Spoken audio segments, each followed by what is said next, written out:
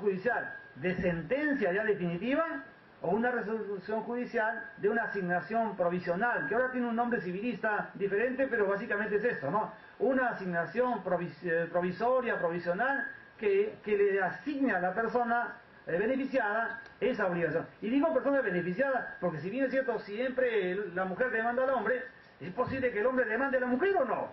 Sí, es posible, es posible. En consecuencia, hay siempre un obligado y un beneficiario. Entonces, miren, no podemos hablar de delito, de omisión de asistencia familiar, si no existe la resolución judicial que determine la obligación alimentaria. Sin ese efecto no se puede denunciar ese delito. ¿Se requiere acreditar peligro o daño por la omisión? ¿Es necesario acreditar que se enfermó la niña, que hubo problemas, que la botaron de la casa? No interesa, no interesa. La obligación es per se, siempre y cuando ya sea cierta. Y es cierta en la medida que ya existe una resolución judicial. No hay que decir más, señor juez, ¿sabe qué? Haga efectivo el procedimiento decretado, denuncia o por omisión de asistencia familiar. ¿O acaso me van a pedir, oiga, pruebe usted que ha habido daño con la chiquita, que lo han botado de su casa, que ya no puede estudiar, que no tiene ni qué vestirse? No, no hay necesidad. ¿Y es posible la tentativa? No, dado que este delito es de consumación instantánea. En el momento que el sujeto incumple su obligación, en el momento que es requerido y no cumple, en ese momento se constituye el delito, que, repito, tiene naturaleza permanente. La acción penal, como ya hemos manifestado, está supeditada a una cuestión objetiva de punibilidad. ¿Cuál es? El requerimiento judicial bajo apercibimiento. El delito es una conducta. El delito es un comportamiento típico, antijurídico y culpable, pero que a veces está sometido a ciertas condiciones objetivas de punibilidad. ¿Qué se entiende por esto? Ciertos requisitos de orden procesal que hacen todavía inviable la denuncia penal. Por ejemplo, un caso que ustedes deben conocer, el delito de libramiento indebido. En el delito de libramiento indebido es cuando yo giro un cheque que yo sé que no tiene provisión de fondos y se lo entrego a otra persona. No, esa persona puede averiguar, darse con la sorpresa de que ese cheque no tiene fondos. No se permitirá la denuncia si es que en ese cheque no se acredita el sello de no pagado por el banco por falta de fondos, ¿no? O en su caso, una comunicación cierta de que se le ha requerido para que pague. Son los presupuestos que la ley señala. Si bien es cierto, típicamente se ha consumado un delito como acción típica, antijurídica y culpable, no se puede todavía denunciar en cuanto no se cumpla con el requisito de orden procesal o procedimental. Igual acá. De la perspectiva típica, la omisión de la obligación alimentaria determina el delito, pero no se puede efectivizar, no se puede canalizar, no se puede motivar si no se cumple un requisito. Esto, el requerimiento judicial. ¿Y cómo funciona? Pues bien, demanden alimentos. Lo notificaron, saquen una resolución provisional o la sentencia. En ese momento ya se hace, como ya han pasado meses, ¿no es cierto?, y el sujeto no pagó, entonces hay que hacer una liquidación, que se solicita al juzgado, liquide, señor, la deuda para que sea exigible y se le requiera al demandado para que pague. Muy bien, requieras al demandado para que pague. El demandado es debidamente notificado y no paga. Yo como abogado otra vez, señor juez, ¿sabe qué? Debidamente notificado, el obligado no ha pagado. Requiera usted ahora el pago bajo apercibimiento de ser denunciado por delito de omisión de asistencia familiar. Lo notifican, en el plazo de ley no paga, otro escrito, señor juez, habiendo sido debidamente notificado el demandado con el requerimiento de su despacho y el apercibimiento respectivo, y no pagó, haga usted efectivo el apercibimiento y ordénese las copias correspondientes para viabilizar la denuncia penal por omisión de asistencia familiar. Con todo ese paquete de cosas, recién pueden tocar ustedes la puerta de un fiscal para que puedan denunciar. Antes no lo pueden hacer, por más que el sujeto no pagó. Son condiciones objetivas de punibilidad, ténganlo presente, ¿no? Tienen que reunirse todos los elementos de orden procedimental para poder denunciar. Eso se llama una condición objetiva de punibilidad. Sí. Una consulta. En el momento que se le pide el requerimiento judicial, o sea, se le cita al demandado para que dé su declaración en lo penal. Esa es otra cosa, porque ya estamos en el ámbito penal. Claro. hemos salido de lo civil, en lo civil está todo ese requerimiento, todo. Ya tienes tu copia, ya denunciaste al fiscal. Listo. El juez, en el momento que toma la declaración, tiene el derecho de palabra de decirle a la persona que se le está cobrando, a la persona alimentista, de decirle, tienes 10 días, solamente para verbal, 10 días para pagar, o si no, te vas a... Bueno, no es una cosa que esté así definida en la ley, pero yo te digo lo siguiente. Partimos de una perspectiva de una situación de exigencia social, en la que el reproche se da en virtud de que el sujeto incumple una obligación tan trascendental como alimentaria. Por eso se ha construido todo esto. Todo esto se ha construido con la intención de obligar al sujeto a que pague. Inclusive, la amenaza de prisión efectiva está orientada a que pague. El hecho de que esté pisando el penal está orientado a que pague, porque si paga, sale pues. Entonces, si bien es cierto, no está eso claro, hay cierta orientación de parte de los jueces a lograr que se efectivice rápidamente el pago. Y sí, yo lo he visto, efectivamente, surge una suerte de amenaza, ahí una amenaza escondidilla, una amenaza que no se manifiesta, pero amenaza a fin de cuentas. Lo propio podemos decir también con el principio de oportunidad. Ya se ha hecho usual que los fiscales se pongan duros para decirle, oye, ya pues arregla con el señor, lo has atropellado, págale pues, si no te voy a denunciar. Sí, cierta presión. No es, digamos, una jurídica, porque lo que se busca acá es el afianzamiento de una condición de justicia con respecto a quién se le debe los alimentos. Y tú como dama debes entender mucho mejor que a veces los hombres no quieren, porque no quieren, en realidad no es que no puedan. Entonces, ahí hay una previsión, ¿no es cierto? Yo por eso he dicho, no es el caso del que no pueda, sino el caso del que no quiere. Para el que no pueda, también hay un criterio, ¿no es cierto? Hay posibilidades que tendrá que un operador penal que debe estar preparado para ello, tendrá que saber cómo apreciar. Un señor con cáncer terminal no puede, no se va a mandar preso, ¿no es cierto? Hay otras posibilidades que se manifiestan, ¿no es cierto? No, y hay otras formas también de cobrar. Por eso, justamente, estamos en un proceso penal. Y un proceso penal determina un ámbito de investigación.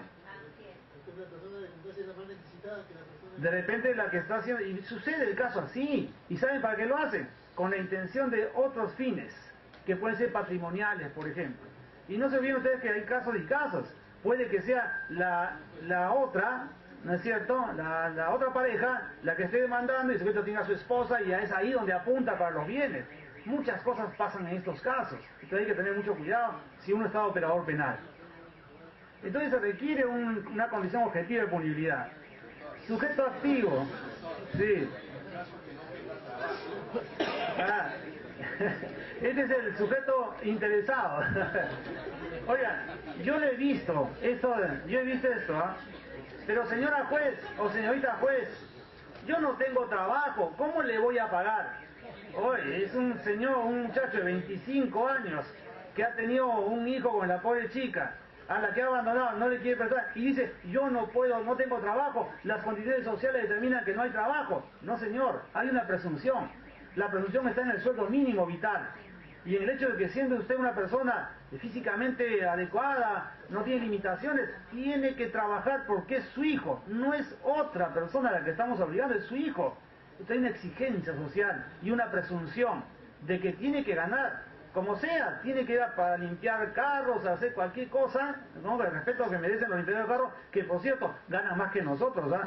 Eso que limpian carros ganan más que nosotros. Oiga, tiene que hacer algo. Y ese algo se sitúa en el mínimo del sueldo mínimo legal, 675 me parece hasta la fecha. Muy bien. Doctor, ¿y el pueblo? ¿Bien? ¿El pueblo puede hacer de oficio? A ver, si bien, ¿cómo dices? ¿El pueblo puede hacer de oficio? ¿El juez puede hacer de oficio qué? Cuando hay incumplimiento de la resolución judicial. No, esto tiene que ser... ¿te refieres a la denuncia penal? Sí. No se sitúa dentro de la norma el que se deba hacer acá una denuncia de parte. Por tanto, es un delito perseguible de oficio. Pero con todos los requerimientos que solicitase, básicamente y de hecho se convierte en algo que participa directamente el interesado. Los delitos son de persecución pública o de persecución privada.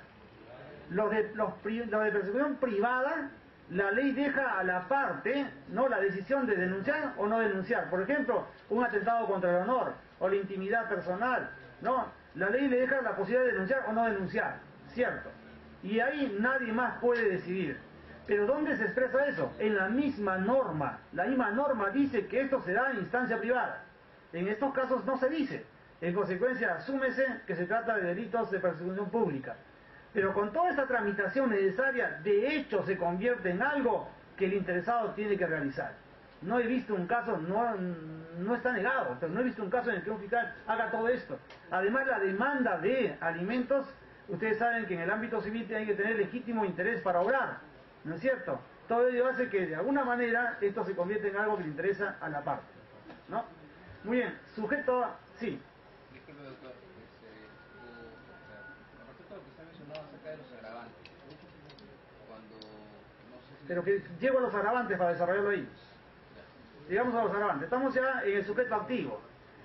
Es un tipo especial propio. ¿Y saben por qué es un tipo especial propio? Porque la norma señala un sujeto cualificado. ¿Los tipos son genéricos comunes o son especiales?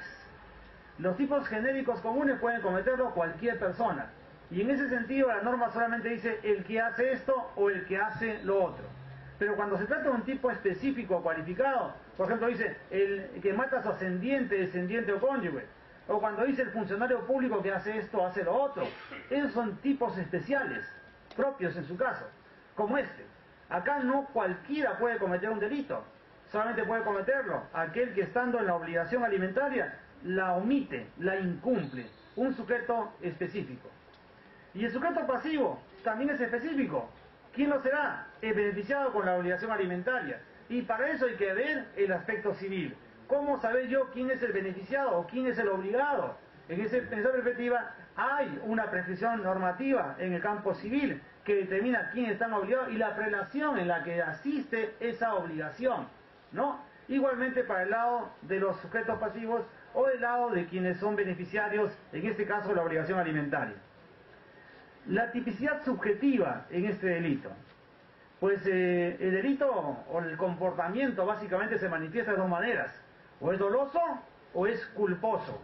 En la perspectiva culposa, el fundamento de la antijuridicidad se establece sobre la base de un actuar displicente, negligente, con omisión del deber de cuidado. Y fundamentalmente se identifica el tipo culposo cuando la misma norma lo dice. Tendría que decir, el que por culpa mata a otro, el que por culpa lesiona a otro. Pero acá no vemos eso. No dice el que por culpa ocasiona o omite su obligación alimentaria. No es que diga el sujeto, uy, me olvidé mandarte este mes el cheque, pues, ¿qué culpa tengo? No. El tipo se manifiesta doloso. ¿Cómo lo respondo a quien me dice así? Oye, tú sabes que tienes que cumplir con los alimentos. Eso lo sabes. ¿Cómo que te olvidaste? Eso no es ninguna condición negligente, ¿no? Se asimila a una forma de actuar doloso. Porque este delito es eminentemente doloso, intencional, donde la gente sabe de la obligación alimentaria y la incumple. Máxime, si ya hay una sentencia judicial que lo obliga a ello. ¿Podría decir el sujeto, yo no conocía de la resolución judicial? Podría decir, podría argumentarlo, pero ¿saben qué? En materia civil hay formas de notificación efectiva, o notificación directa, o también se puede hacer mediante formas indirectas, y esas también valen. En consecuencia, no puede de alguna manera relevarse de esa obligación o conocimiento. Por tanto, es atípica la posible conducta imprudente. El fundamento antijurídico está en un animus consciente de sustracción de la obligación alimenticia, como ya se ha señalado acá. Ahora sí, la tipicidad agravada. Como han visto ustedes, hemos visto de alguna manera la forma genérica, ¿no?, en la que se revelan ciertos elementos de orden típico de necesario cumplimiento. Pero asimismo la norma prevé ciertas formas sobrecriminalizadas. En este caso, las que acá se señalan. Primero, simulación maliciosa, o sea, la connivencia que se haga para asumir otro tipo de responsabilidad alimentaria. Les cuento lo siguiente. Antes de la modificatoria de la norma, ¿qué hacíamos los abogados? Y hay que reconocerlo, que era un abuso de los abogados.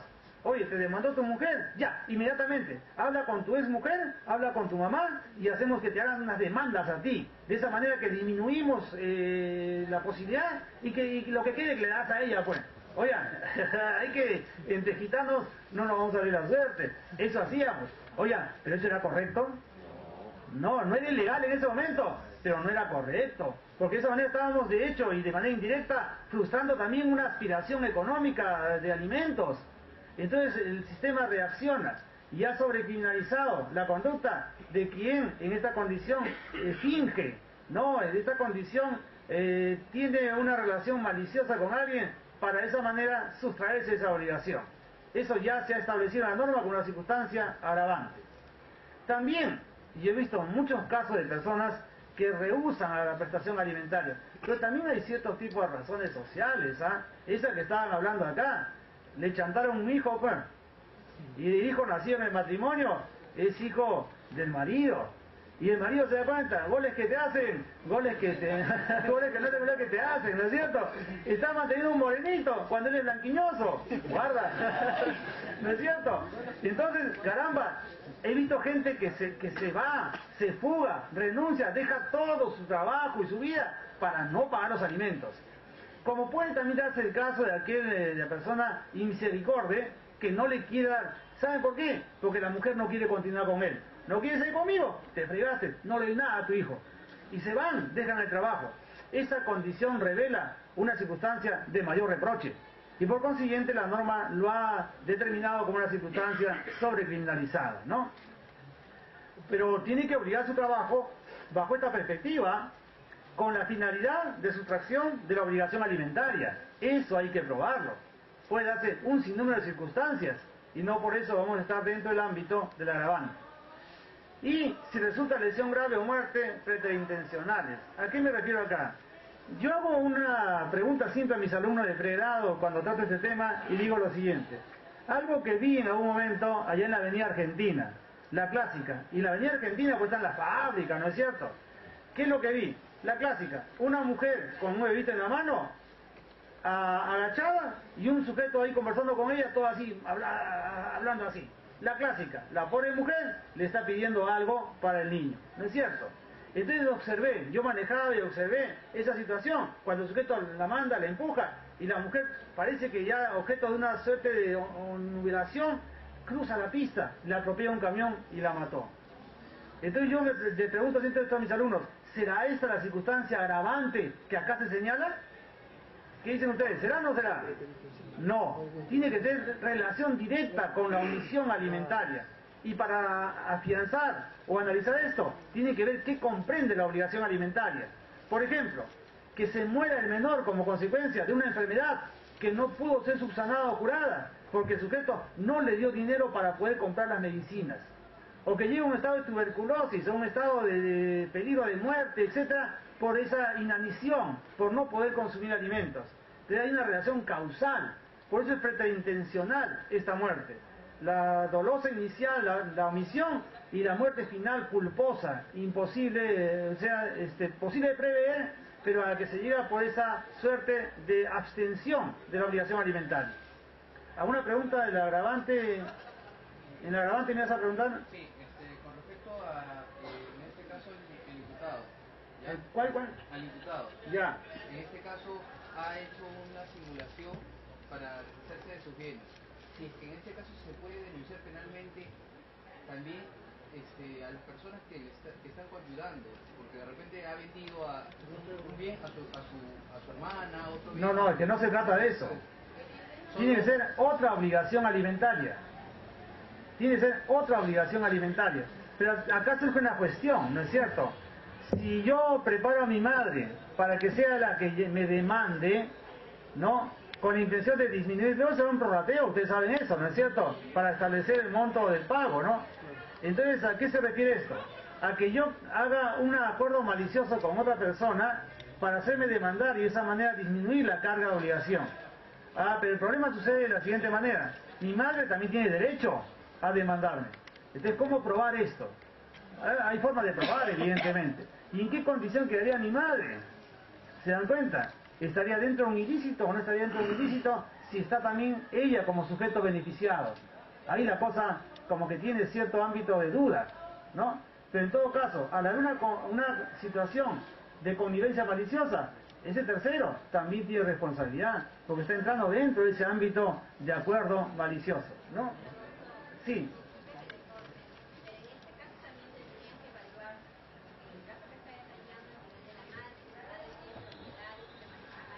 Todo eso, evidentemente. Pero no está en el delito de omisión de asistencia familiar, ¿ah? No está en una condición antijurídica, ¿cierto? Que puede ser lindar con la fe pública, por ejemplo, pero no está dentro del delito de omisión de asistencia familiar, que eso le corresponde a quien tiene la obligación de prestar alimentos, ¿no? Delito de abandono de mujer en estado de gestación. Delito de abandono de mujer en estado de gestación, que es la última figura, no demora mucho, así que les pido un poquito de paciencia. El artículo 150, pues, gracias. El artículo 150 establece la siguiente relación típica. El que abandona a una mujer en gestación, vayan pensando esas conciencias, por si acaso, el que abandona a una mujer en estado de gestación, a la que ha embarazado y que se halla en situación crítica, será reprimido con pena privativa de libertad, no menor de 6 meses ni mayor de 4 años, y con 60 a 90 días multa. Y es que la condición de obligación alimentaria no solamente surge ex post nacimiento, sino también hay una obligación cuando se trata del estado grávido. Qué gracioso, se va y la deja a la mujer embarazada, hay también una obligación de asistencia. Y surge también la previsión legal acá, aseguradora del derecho alimenticio. El tipo objetivo acá establece lo siguiente. Establece que el perfeccionamiento exige 4 elementos concurrentes para que se dé este delito. Que la víctima esté embarazada. Bueno, pues situación biológica, ¿no es cierto? Que esté embarazada, que esté ciertamente embarazada. Porque si la mujer finge embarazo, estaría incluso cometiendo un delito contra la familia. Fingir justamente embarazo. El embarazo tiene que ser cierto. Que la gente sea el autor del embarazo, mínimo, ¿no es cierto? Eso es una cuestión de lógica consecuencia. Porque al ser el sujeto autor del embarazo, ahí surge la obligación alimentaria. No es que yo tenga una pareja con la que me uní embarazada y luego me vaya, pues. No es mi obligación alimentaria. Necesidades, atención médica, atención alimentaria, salud, etcétera, etcétera. El abandono. Entonces tiene que haber también aquí un abandono. El abandono se puede dar mediante el alejamiento, el sujeto se fugó, o el reiterado descuido o desamparo. Podría ser también una circunstancia en la que ahí puede ser cierto ámbito de convivencia, pero el sujeto va, duerme una noche, regresa cuando quiere, hace lo que quiere y no deja ni siquiera dinero. No se requiere necesariamente el alejamiento corporal, geográfico, sino un abandono, y el abandono se traduce en esas dos circunstancias. O se va, o está, pero no quiere ayudar, se desentiende, dejando efectivamente, a final de cuentas, en un estado de zozobra, de embarazo, de abandono, en la que no se puede proveer las necesidades mínimas de orden asistencial que requiere la embarazada. Sujeto activo en el delito.